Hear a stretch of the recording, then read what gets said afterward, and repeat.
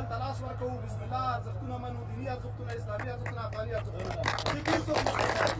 هېڅوک مشکل لري څوک چې مشکل لري په ګډه مقابل کې لري څوک چې نه لري اسلام زموږ دین دی افغانیت زموږ هویت ده دې څوک مونږ نه اخلي او نه اخیسته ده په دې څو سوه کلونو کې دا دومره تحولاتو چې ونه اخیستې هېڅ وخت نه اخلي دا اوس یې فرصت دی که دغه فرصت نه استفاده کوو هر څه هېرو رښتیا دی وابا سرلړي افغانستان دپاره کار کوو ټول لاس یو بل ته ورکوو خو دغه فرصت دی که نه نو بیا به همداسې در په در یو هر کال به یو بچه به کوو بل به راوړو دا څلوېښت کلنه جګړه به اتیا کلنه شي سل کلنه به شي دوه سوه کلنه به شي خدای ته وګورئ که یې ختموو دغه ځای نه یې ختموو که یې نه ختموو نو ټول در په در وي بیا باید ومنو چې بیا به موږ هېڅوک ملامت نه دی هېڅ نه دنیا ملامته کړو نه امریکا نه پاکستان نه ایران نه بل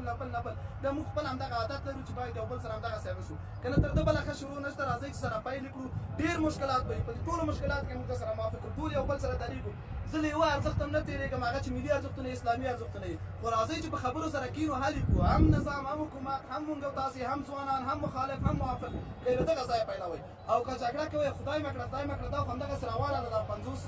50 کاله کېږي دا دربدري روانه ده دا سلو ته هم غځېږي یو بل به لږ سره ومنو یو ځل به امتحان کوي چې د یو بل منل کومه بد لري که نه لري ډېر زیات اختلافات لري ولې اختلافات خو ټوله دنیا کې خلک لري جنګ څه نه کوي که په دې اروپا امریکا سعودي عربستان اماراتو کې په ټولو ځایو کې خلک اختلافات لري